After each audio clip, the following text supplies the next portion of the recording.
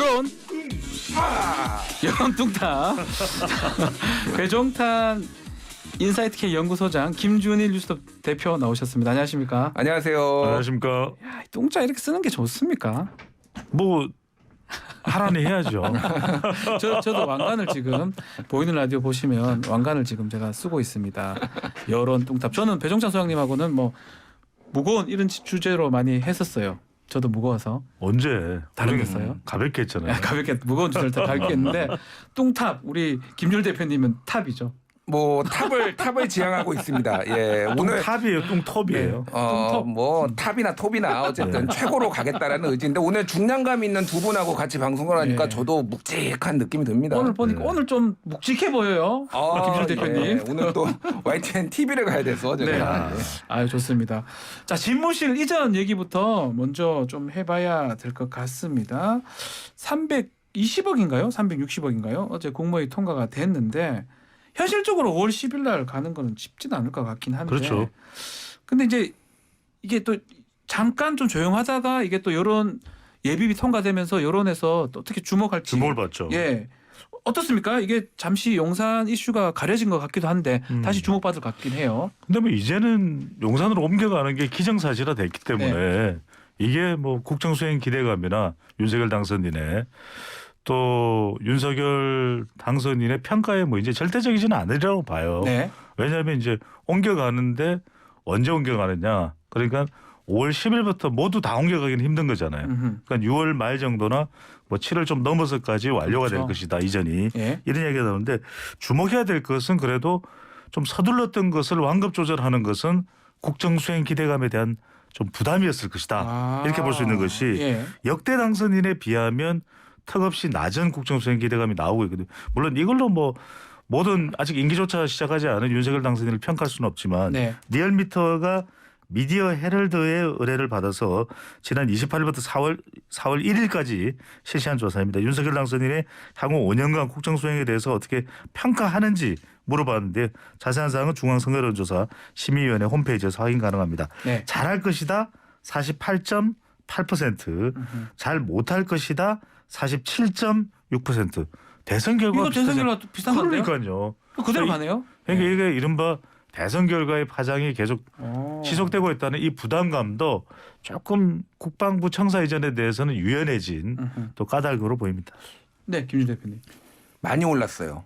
예전보다는 많이 올랐어요. 그러니까요. 떨어졌다가. 예. 그러니까 뭐 여론조사 기관마다 달랐는데 안 좋은 건가 좀 긍정 평가가 30%대도 있었거든요. 네, 맞습니다. 점점 오르고 있다. 이거는 뭐 윤석열 당선인 측으로 보면 매우 좋은 신호죠. 네. 어쨌든 바닥에서 시작하면요 뭔가 반등도 많이 된 것 같아요. 느낌상 지금도 막 그런 느낌인데요. 예. 엄청 반등된 것 같은데 네. 아직도 역대 대통령 중 최저다. 대통령 당선인 중 기대치 최저다. 네. 뭐 예전에 70, 80 막 이렇게 나왔던 적도 있으니까요. 그럼에도 불구하고 이거를 긍정적인 신호로 볼 것 같고 네. 집무실 이전 같은 경우에도 사실 리스크가 해소됐다라고 그것은 보고 있더라고요. 네. 인수위나 당선인 쪽에서는 왜냐하면은 결국은 이거는 시간의 문제고 결국은 잘했다라는 평가를 받을 수밖에 없을 뭐 것이다. 개방하고 연관이 되면요. 예, 네. 그런 식으로 이제 평가를 하기 때문에 앞으로가 더 중요할 건 이제 집무실 이전보다는. 네. 예. 자, 지금 말한 것처럼 이전 자체는 뭐 결과론적으로 뭐 좋은 평가를 그렇죠. 받을 수 있을 것 같은데 이 과정에서 지금 계속 논란이 되고 있는 거거든요. 추진 방식 같은 그럼요. 거. 요거가 지금 어쩌면 반대 여론을 극복하는 게 과제일 것 같기도 합니다. 그래서 이제 예. 너무 서두르거나 또는 모든 인수위의 업무 방향을 이 집무실 이전에만 네. 매몰되지 않는 그런 또 태도를 보이고 있거든요. 전환이 됐다고 봐야 되겠죠. 네. 청와대 해동 이후에 그런 이유는 이제 결국 사람들은 이전 자체를 반대한다기보다는 좀 완급 조절, 충분히 검토가 됐느냐. 네. 이게 결정적이라고 봐야 되겠죠. 네. 한국 리서치가 KBS에서 의뢰를 받아서 지난달 23일, 24일 실시한 조사입니다. 자세한 사항은 중앙선거론조사 심의위원회 홈페이지에서 확인 가능한데 네. 자 반대 이 용산 이전에 대해서 찬반을 물어봤는데 반대가 53.8%, 찬성이 40.6%인데 중요한 건 반대 이유일 거 아니에요, 그죠? 반대 이거 중요하죠. 반대 이유가 안보 공백이냐? 아니에요. 안보 공백도 포함은 돼 있는데 예. 가장 큰 이유는 충분한 사전 검토가 없어서 38.1%. 그러니까 너무 헐레벌떡 서두를 일은 아니다. 그러니까 뭐 이게 안보 공백도 좀 우려가 된다면 한미연합훈련 이후에 또 좀 옮기는 일부는 옮기고 그다음에 좀 중요한 부분을 먼저 옮겨서 네. 5월 10일부터 집무를 하고 좀 천천히 옮겨도 되는 것도 있을 거 아니겠습니까? 네. 그렇다면 이 완급 조절하는 것이 그만큼 중요한 거죠. 완급 지금 보니까 사전 검토 안 했던 게 가장 어쩌면 그렇죠. 안 좋은 반대 이유 중에 하나겠네요. 그럼요. 예. 뭐 지금 사전 검토를 할 수 있는 건 아니잖아요. 추진이 되고 있는. 근데 이미 예. 그 청와대하고의 어떤 조율들 네. 이런 것들이 어떻게 보면 이제 이 검토 과정으로 이제 해석될 수가 있는 거죠. 아직 뭐 이게 지금 이제 임기가 시작된 게 아니잖아요. 그렇죠. 그럼 인수위 과정 자체를 지금 검토 과정으로 보고 되면 집무실 이전에 대해서도 약간의 속도 조절 네. 얘기가 나오고 있거든요. 그러니까 지금 5월 10일에 지금 바로 집무실에 들어가 이전을 완료해서 집무실에서 하기는 힘들다라고 판단을 하고 있어요. 물리적으로는 지금. 안 된다고 봐야 되겠죠. 사실상 안 돼서 이제 두 가지 방안. 지금 통일동 인수위 사무실에서 계속 집무를 보느냐 아니면은 그 국방부 인근에 그러니까 안에 네. 부지 내에 임시 집무실을 만드냐 만들어서 요 두 가지를 하든지. 가지고 지금 놓고 하고 있는데 그런 모습 자체가 어떻게 보이면은 검토 사전 검토의 과정으로 또 비춰질 수가 있어요. 그래서 이 이슈는 시간이 가면 갈수록 사실은 그렇게 불리하게만 나오지 않고 아까 전에 진행자께서 말씀하셨듯이 5월 10일에 청와대 개방을 하면은 그렇죠. 상당히 여론이 좋아질 거예요. 그래서 계속 얘기를 하는 게 인수위 쪽이나 이제 뭐 윤핵관 쪽에서 얘기를 하는 건 뭐냐면은 이게 청계천하고 비슷해질 수도 있다. 청계천 반대 많았는데 네. 막상 청계천 딱 열리니까 시민들이 좋아하더라. 요거처럼 청와대 딱 개방하고 거기 가서 꽃놀이 사진 찍고 뭐 이렇게 그러고 SNS에 사진 올라오고 이러면은 네. 좋아할 수도 있다. 좋아할 수도 있다. 이건 조금 구분을 해야 될 것 네. 같아요. 왜냐하면은 청와대 이전하고 이 청계천 개방하고 조금 차이가 있었던 거예요. 이게 아마 핵심일 거예요. 네. 그때는 이명박 서울시장이 상당히 설득을 많이 했습니다. 청계천 주변에. 그렇죠. 물론 뭐 100%다 만족스럽지는 않지만 결국 그 과정인 거죠. 그러니까 이번의 경우에도 결국은 처음에 조급하게 서둘렀던 태도가 아니라 청와대 해동 이후에는 조금 완급 조절도 하고 민생을 우선시하고 네. 추경을 이야기하고 이러면서 그 민심의 또 여론의 좀 반발도 무마되고 극복되는 그런 방향으로 가고 있다고 봐야 되겠죠. 네. 자, 이 말씀대로 지금 뭐 국민들이 요구하는 거는 이런 어떤 청와대 이전 이 부분도 있지만 더 중요한 거는 지금 얘기한 것처럼 협치라든지 그럼요. 통합 이거를 많이 바라는 것 같아요. 그러니까 또 우리 뉴스킹입니까? 뉴스킹 네, 왕이다. 박지훈 진행자. 예, 킹. 뭐 진행의 달인이신데 아닙니다. 네. 저는 또 세 글자의 달인입니다. 뭐죠? 결국 윤석열 당선인이 세 글자를 안고 가면 돼요. 소협통, 소통, 소통, 협치, 통합. 예. 그렇죠. 예, 알 것 같습니다. 인사든 뭐 협력이든 또 여소야대로 시작할 수밖에 없는 임기 아니겠습니까? 네.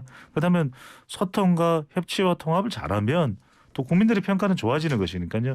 이 세 가지 늘 네. 잊지 말고 기억하면서 국정을 운영하면 그만큼 점수를 딸 수가 있는 거죠. 네. 자, 지금 이것도 한번 전망이 지금 협치 쪽에 가장 긍정 전망이 높네요. 그것도 예. 한번 짚어주시겠습니까? 예. 윤 당선인의 국정운영 전망 평가 이유에 네. 대해서 긍정 전망을 왜 했는지 물어보니까 공동정부 구성, 탕평인사 등 통합 및 협치. 네. 요게 지금 39.5%가 나왔어요. 그리고 부정 전망에 대해서는 당선인의 자질과 역량 부족이 78.6%. 네. 그냥 압도적입니다, 이게. 그렇죠. 그리고 국민의힘이 여당 역할을 잘 수행하지 못할 것 같아서 이게 9.5%니까 어허. 크지 않아요. 예. 이거는 이제 TBS가 그래서 한국사회여론연구소가 조사를 한 건데요. 보시면 알겠지만은 일단은 부정 전망은 이 당선인의 개인에 대한 자질에 대한 좀 역량 부족을 많이 집중하고 아주 있는데 높네요, 그게요. 이게 매우 높아요. 그러니까 예. 일단은 그동안 경선 과정이나 이제 뭐 대선 어떤 그 과정에서 보여줬던 논란들이 있었잖아요. 네. 여러 뭐 이제 뭐 이를테면 앱을 빨리 만들어 가지고 네. 취직을 할 수 있다. 뭐 구직을 할 수 있다. 뭐 이런 거라든지 현실 물정 너무 잘 모르는 거 아니냐. 맥락이 뭐 안 이런 맞게 했어요. 사실은 뭐 네. 실제 정치 경력이 1년도 안 됐거든요, 지금. 그러니까 그런 부분들이 좀 불안감이 있는데 이거는 진짜 정부와 당선인이 대통령이 잘 하기 나름입니다. 잘 하면은 이거는 해소될 거예요. 그러니까 그렇죠. 생각보다 계속 제가 말씀드리지만은 기대치가 낮아요. 그러니까 조금만 잘해도 생각보다 잘하네 이렇게 네. 또 반전이 될 수도 있는 거고요. 네. 말씀하셨다시피 긍정평가에 이거가 오히려 핵심이에요. 뭐냐면은 탕평인사, 뭐 협력 이거 못하면은 이거는 금방 티나거든요. 그럼 오히려 금방 빠질 수 있다 이 부분은. 그러니까 소협통 지금 계속 우리 뚱뚱 소장님이 밀고 계신데 마음에 듭니다. 네네. 소협통 중요해요. 예. 소협통. 진행자께서도 좀 관심을 가져주시고요. 너무 관심을 가지는데 조금 외울 수 있게 좀 만들면 안 좋습니까? 이리 소협통 바뀌고 저리 바꿨는데 네. 잘 안 되더라고요. 협소통. 협소해 보이죠. 협소해 보여. 안 돼, 안 돼. 알겠습니다. 통소협. 고민했어요. 저도. 고민한 겁니까? 네. 소협통. 이거는 뭐 정말 중요한 얘기. 어느 정부든 뭐 어떤 정치든 소협통만 있으면 그럼요. 성공할 수밖에 없겠죠. 다 되는 거죠. 당연히 네. 되겠죠. 자, 청와대 개방 얘기도 했는데 이 청와대에서 지금 이제 문재인 정부가 그동안 그 개방하지 않았던 북악산 등산로를 지금 열어놨습니다. 뭐 일단 청와대는 윤 당선인 추진하고는 관련 없다 하지만 뭔가 또 일각에서는 맞불 아니냐 이런 얘기도 있어요. 저는 그렇게 볼 일은 아닌 것 같고요. 네. 왜냐하면은 계속해서 또 수건 사업이었죠. 수건 요구 사항이었고 네. 왜냐하면은 북악산을 좀 제대로 가고 싶다. 그동안은 이제 통제돼 왔으니까. 그래서 이미 북측은 2020년에 개방이 됐거든요. 네. 그래서 순차적으로 임기 내에 남측도 개방할 수 있으면 개방하겠다. 근데 일각에서는 이걸 두고서 윤석열 당선인이 이제 청와대 개방 5월 10일 내걸었으니까 좀 김빼기 전략 아니냐. 일부러 김 빼기 생각 이렇게 아니냐. 생각하면 모든 게 충돌입니다. 저는 그렇게 굳이 생각할 이유는 없을 것 같고 예. 또 왜냐하면 청와대 내부가 개방된 건 아니지 않습니까? 그건 또 윤석열 당선인이 잘하는 것이고 이건 또 문재인 대통령이 문재인 정부가 또 약속을 문재인 청와대가 약속을 했던 부분이니까 네. 이걸 가지고서 서로 또 윤석열 당선인과 대결 구도를 굳이 만들어갈 이유는 없는 것이죠. 우리 김준일 대표도 그렇게 보시는 겁니까?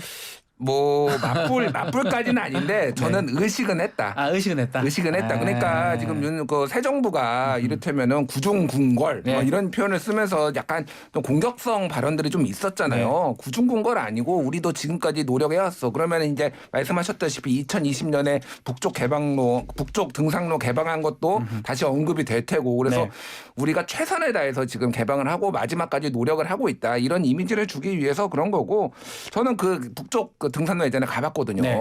정말 좋습니다. 그래서 좋아요. 다 개방되면은 근데 뭐 김신조가 넘어올 건 아니잖아요 이제. 김진조 살아 있나? 아니요. 그러니까 그렇게 북한에 넘어 60년대 이제 김신조가 네. 뭐 박정희 암살한다고 네. 넘어올 거 아니고 그러니까 좀 웬만하면은 이제 생활 안보 속으로 좀 이렇게 좀 많이 개방했으면 좋겠어요. 네. 자, 요거 하나 더 한번 짚어보죠. 지금 말씀처럼 이제 5월 10일 뭐 개방도 하고 하면 뭐 여론이 좋아질 수도 있을 것 같은데 가장 걸리는 게 지금 우리 김준일 대표 말씀하신 네. 인사거든요. 네. 특히 지금 초대 총리 후보자 18억 고문료 문제.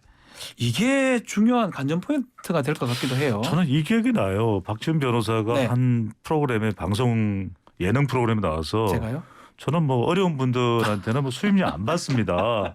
기억이 나요. 그러니까 무슨 말씀이냐면은 이게 한덕수 총리 후보자가 비법조인이잖아요. 네. 그렇다면 김앤장이라고 하는 로펌에서는 네. 왜 이렇게 대우를 했을까? 그만큼 아무런 도움이 안 되는데 그냥 막연히 줬을까? 네. 감사합니다 하면서 그렇지는 않을 거예요. 그래서 저는 국민 정서가 중요한 것이고 전문성은 높게 인정받지만 부동산과 관련된 부분이거나 또는 과다 뭐 수입이거나 이런 부분들은 우리 네. 국민 정서하고도 반하거든요. 예. 이제 그 부분은 명확히 좀 밝힐 필요가 있겠죠. 굳이 내용을 알 필요가 없습니다가 아니라 결국에는 더 중요한 것은 김앤장이 그 시점에 4년 4개월여 동안 한덕수 이름값을 어떻게 활용을 했는지 이 부분은 국민들이 알 권리도 있는 것이죠. 김준일 대표는 어떻게 보십니까? 지금 언론들이 예. 지금 세게 취재에 들어갔어요. 이게 무서운 거네요. 예, 그러니까 김앤장의 고문을 하면서 예. 도대체 한덕수 전 총리가 무슨 뭘 역할을 했느냐. 했느냐라는 거를 취재를 세게 들어갔는데 예. 여러 언론한테 들었는데 취재가 안 된답니다. 그러니까 이게 뭐냐면은 일종의 어떻게 보면 큰 틀에서 로비스트 역할 뭐 예. 이런 건데 그 로비가 정말로 이를테면 돈을 건네고 이제 뭐 누구를 만나가지고 그런 게 아니라 이를테면은 뭐 모릅니다. 근데 이제 정황상 이런 분들이 이제 하는 역할이 로펌에서 전화 한 통 하는 거예요. 인맥. 뭐 이런 거 있는데 이런 거 뭐 관심 좀 가져주세요라고 했을 때 이거를 이제 잡아낼 수 있느냐? 그러면 네. 내부 증언이 나와야 되거든요. 다 이해관계자입니다. 그렇죠. 그러니까 이게 찾기가 쉽지 않아요. 그래서 결국은 이제 인준 투표가 문제인데 민주당이 네. 그럼 반대를 다 던질 것이냐? 이것만 18억 원만 가지고는 그렇게 따지면은 지금 김호수 검찰총장도 그렇죠. 법무부 차관이 한 다음에 월에 3천만 원씩 받았거든요. 8개월간. 네. 그러니까 뭐 이런 것까지 정부 그럼 또 내로남불의 프레임이 또 들어갈 발목 수 잡기 있어요. 내로남불 될 수 있겠죠. 그렇기 때문에 지방선거를 앞두고 그래서 인준 투표까지 갈 경우에는 아까 제가 얘기했듯이 무슨 로비 정황이 딱 나오지 않는 이상 좀 반대를 조직적으로 하기에는 좀 쉽지 않을 것 같아요. 그럼 저도 공감합니다. 짧게 예. 말씀드리면 막연히 반대는 효과적이지 못할 거예요. 네. 하지만 이제 따져는 묻겠죠. 따져는 그게 물어야 된다. 18억이 어떤 의미가 아. 있는지에 대해서는. 본인도 뭐 답변하겠다 청문회 과정에서 네. 그렇게 얘기를 했습니다. 자, 여론 뚱탑 잠시 광고 듣고 다시 오겠습니다. 여론 타! 여론 뚱탑. 자, 4부 시간입니다. 환상의 호흡이에요. 좋은데요. 여론 뚱탑. 네. 자, 이 3부에서 원래 했었어야 되는데 여기 안 들렸다 그래가지고 한 번 더 네. 했습니다. 갑자기 화장실 가고 싶네요. 자, 지방선거 얘기해봐야 될 것 같습니다. 지방선거 원래 취임 이후에 허니문 뭐 이렇게 얘기하잖아요. 그렇죠. 20일 만에 이루어진 선거기 때문에 사실은 집권 세력이 유리할 것이다라고 하는데 또 다른 뭐 상황도 되고 왜냐하면 또 네. 국정 운영 동력을 또 잃어버릴 수 있다. 그래서 그렇죠. 어쩌면 지금 중요한 상황이 된 것 같은데 두 분도 좀 짚어주십시오. 가장 큰 변수는 어떤 게 있을까요? 우리 지방선거 이번에. 이번 지방선거는 민주당에 저는 좀 더 주목을 하고 있어요. 네. 민주당이 어떤 기조로 이 지방선거를 치를 것이냐. 왜냐하면 지금 굉장히 내홍이 심하잖아요. 그렇죠. 서울시장도 그렇고 경기도는 좀 내부 경쟁이 치열하다. 그런데 뭐 약간 험한 말들이 막 나오고 있어요. 지금 뭐 싸움 비슷하게 됐어요. 뭐 부역자 막 이런 셉니다. 단어까지 나오고 그래서 예.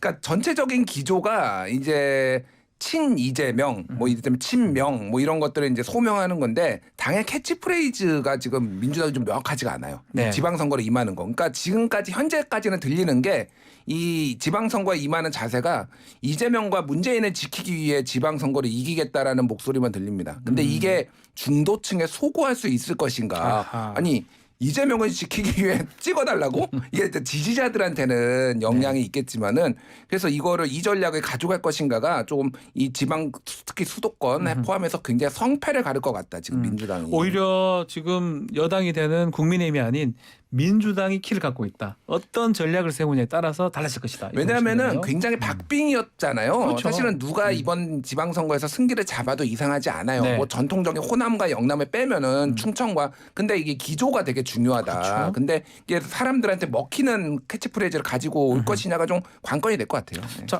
큰 변수 뭐죠? 네. 저는 오히려 윤석열 아하. 대통령이죠. 아하. 5월 10일부터는 윤석열 대통령이 기준이 될 것이다. 왜냐하면 불과 20여일 후에 있는 물론 사전투표를 따지면은 20일보다 더 빠릅니다. 네. 있는 지방선거이기 때문에 윤석열 대통령의 지지율 저는 지지율이 55%를 넘으면 여당 프리미엄이 있지만 아하. 윤석열 대통령의 지지율이 50% 미만이다. 이렇게 되면 또 달라질 수 있는 것이거든요. 왜냐하면 지난 대선에서도 중요했던 것이 중간지대 유권자층인 MZ세대 여성 중도층이었는데 네.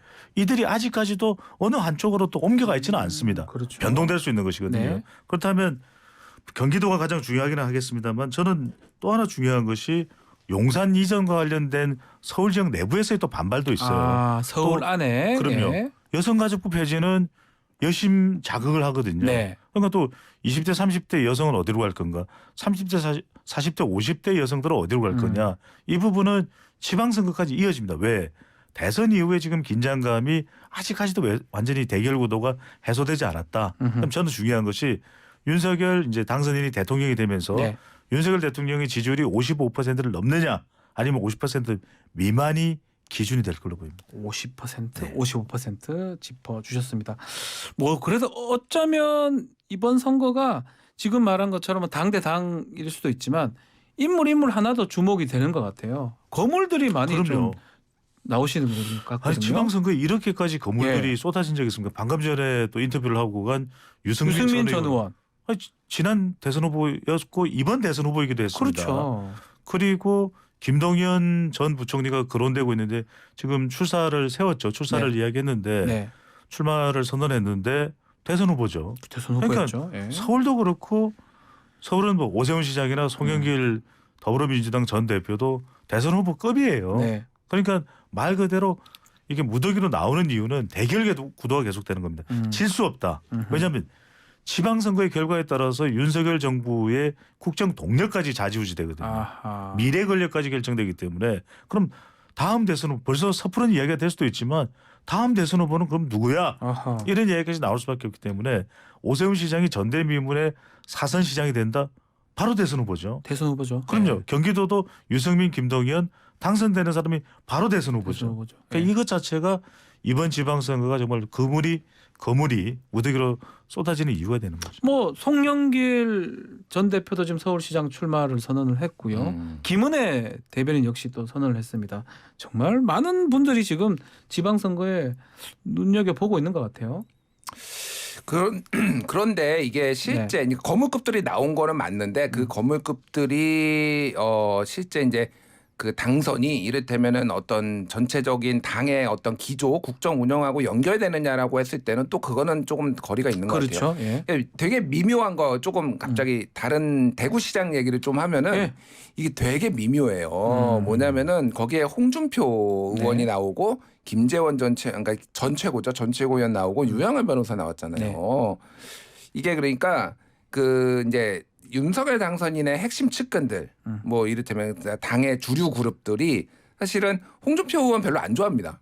안 좋아하겠죠. 예, 안 좋아. 예. 뭐 이제 경쟁을 했었으니까. 예. 그런데 박근혜 대통령은 더 껄끄러워해요. 그러니까 더 왜냐하면 뭐 이거 얘기는 뭐 다 아는 얘기니 탄핵에 또 주도했던 또 세력들이니까요. 그래서 제가 이제 들은 얘기로는 네. 그 처음에 이제 그러니까 감점하는 거를 10% 15% 해가지고 최대 25%까지 하는 거를 최고위원회에서 결의를 했잖아요. 네. 근데 홍준표 의원이 반발했잖아요. 그래서 당이 지금 최대 10%까지만 하기로 했잖아요. 그렇죠. 정해졌으니까. 그 부분에 당의 주류 세력들이 상당히 역할을 했다. 이 감점을 줄이는데 왜냐하면은 유영아 변호사에서 친박계 당선이 돼서 친박계가 다시 부활하는 것에 대한 경계심이 있어서 대놓고는 아니지만은 예. 차라리 홍준표가 낫다.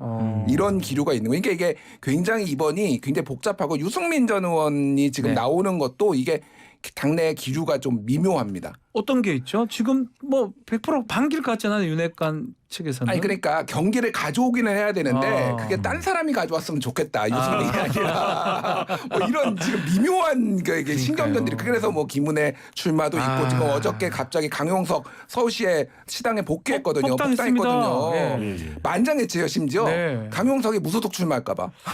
그것 때문에도 있겠죠. 예, 그 여러 가지. 나눠 먹게 되니까. 예. 지금 되게 좀 미묘하게 흘러가고 있어요. 아니 그게 왜 그러냐면 이번 대선은 전현직 대통령 또는 뭐 전현직인가요? 전현 대선 후보 전 대선 후보의 대리전이에요. 그렇죠. 그러니까 대리전 같아요. 대구만 보더라도 박심이 어떠냐 여기에 또 신경이 곤두서 있는 겁니다. 그렇죠. 근데 윤석열 당선이 이제 대통령이 되면은 박준 변호사도 그렇잖아요. 태양이 두 개인 걸 원해요. 태양 원하지 하나죠. 않잖아요. 하나죠. 그런데 네. 대통령으로서 국정 수행을 하는데 누구도 대선 후보다 누구도 대선 후보다 이러면 상당히 부담스러운 겁니다.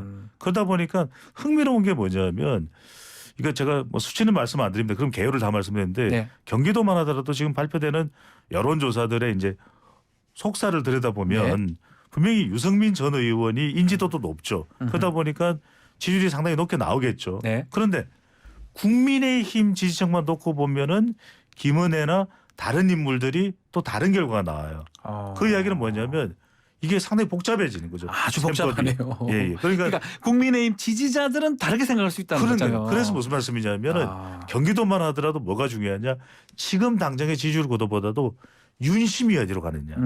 이건 지금 4월 중순, 4월 하순 다 달라질 거예요. 5월 초순, 5월 하순 다 달라질 거예요. 네. 윤심이 어디로 가느냐. 그러면은 경기도는 또 더불어민주당 봤을 때는 명심. 요즘엔 이심이라 그러지 않고 명심이 이심이 몇 개 더 있어요. 여러 개 있어서 뭐 이제 많아서. 그래서 명심이라고 그러는데 이 명심이 또 어디로 가냐 이게 중요한 거죠. 윤심, 명심 이렇게 얘기했는데 명심부터 한번 얘기 좀 나눠보면 명심은 지금 서로 명심을 받은 것처럼 이렇게 후보들이 얘기를 합니다. 특히 경기도 같은 경우는 이재명 상임 고문의 어떤 향후 행보 뭐 여러 가지 얘기도 있어요. 지금 뭐 지방선거에 출마한다는 얘기도 있고 보궐선거 얘기도 있고 아니면 그냥 선거판에 도움을 줄 수 있다. 어떻게 보십니까? 일단 뭐 인천 계양 그 송영길 대표의 네. 의원의 연고지역 지역구였죠. 그렇죠. 여기에 보궐선거에 출마한다는 얘기가 있는데 그거 같은 경우에는 이게 무슨 루트냐면은 예전에 문재인의 길이었어요. 문재인이 길, 네. 2012년에 문재인 후보가 2012년에 대선 낙선하고 네. 그런 다음에 보궐선거 당선되고 당대표 되고 그런 다음에 다시 당권 장악해서 2017년 대선에 나와서 승리했거든요. 네. 근데 보궐선거가 1년 텀이었어요 그때는. 근데 지금 대선하고 보궐선거가 너무 짧아요.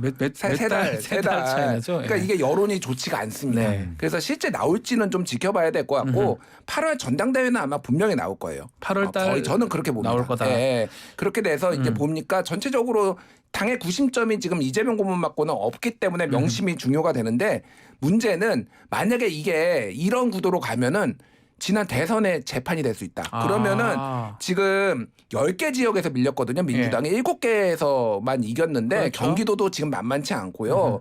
지금 어떻게 인천도 어떻게 될지 몰라요. 그러면 오히려 이 구도가 되면은 민주당이 오히려 어려워질 수도 있다. 안 이런 좋을 수 분석도 있다. 지금 나오고 있어요. 그래서 네. 자중하고 그런 역할을 하고 이게 충돌된 상황인데 지금 또 김은혜 의원이 지역구가 그러니까요. 분당 갑이거든요. 그러니까요. 성남 분당. 민주당이 뭐 제가 거기 있습니다. 네 그런 건 중요하지 않아요. 중요하지 않는데 혹시나 분당 갑을 뭐 이쪽에 혹시 생기면 이재명 상임 후보 나올 수 있다 이런 얘기가 그럴 있어요. 가능성이 높겠죠. 왜냐하면 인천은 송영길 전 대표의 지역구 계양구는 생뚱맞지 않습니까? 인천에 왜 이재명 상임 고문이 그러면 이건 뭐 본인이 생각해도 생뚱맞기 때문에 저는 분당에 거주를 하고 출마 있으니까. 가능성이 생긴다면 거기는 경기도 쪽은 나갈 가능.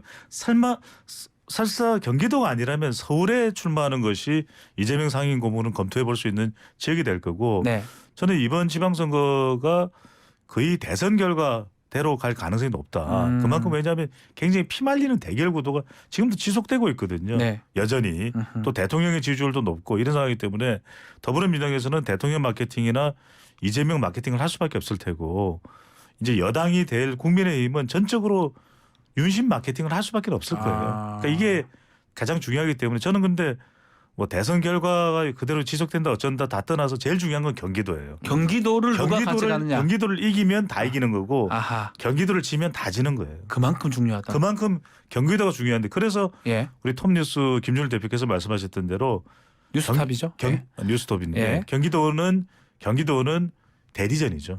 윤심과 명심의 윤석열과 이재명의. 그러니까 뭐 소위 말하는 선수들이 다 경기도에 지금 모이고 있는 상황이네요. 그만큼 중요한 뭐 또 보면 이 이재명 상임 고문에 대한 조사 얘기도 나오고 있는데 경기도를 누가 지금 하냐에 따라서 그런 것도 많이 달라질 것 같거든요. 예, 근데 뭐 사실 뭐 이재명을 지키겠다라고 해서 경기도지사에 나오는 후보들도 계신데 있죠. 경기도지사가 그런 분들 있죠. 돼서 어떻게 예. 이재명을 지키는지 저는 잘 모르겠습니다. 중요한 거는 전체 판이에요. 그러니까 이 구도대로 가면은 민주당이 불리할 가능성이 분명히 있으니까 오히려 그래서 아까 전에 얘기했듯이 완전히 판을 뒤엎는 공천, 차라리 혁신 공천 이런 게 돼가지고 갑자기 박원순 시장이 튀어나왔듯이 후보가 네. 튀어나왔듯이 이런 것들이 필요하다라는 게 당내에서도 지금 나오고 있는 얘기예요. 오히려 네. 그렇게 사고를 전환했을 때 네. 이 승산이 있을 것이다라고. 그것도 중요하고 예. 어떤 식으로든 이재명 상임 고문이 경기도 지원을 위해서라도 빠른 등판이 이루어질 수밖에 없는 것이죠. 상황상 왜냐하면 그렇다. 예. 실제로 2002년 이후에 2006년 기억나실 겁니다. 네. 이명박 후보가 이제 서울시장이 대선에 나서면서 꼭 오세훈 후보가 서울시장으로 당선돼야 되는 거죠. 왜? 네. 그게 누가 후임이 되느냐에 따라서 대선 후보는 상당히 부담될 수밖에 그렇죠. 없거든요. 경기도가 이번에 국민의힘 쪽으로 넘어가 버린다. 안 그러면 된다. 이재명 상임 고문에서는 치명타거든요. 알겠습니다. 네. 자, 여론 뚱탑 여기서 마무리를 짓겠습니다. 자, 배종탄 연구소장 또 김준일 대표님 함께했습니다. 고맙습니다. 감사합니다. 고맙습니다.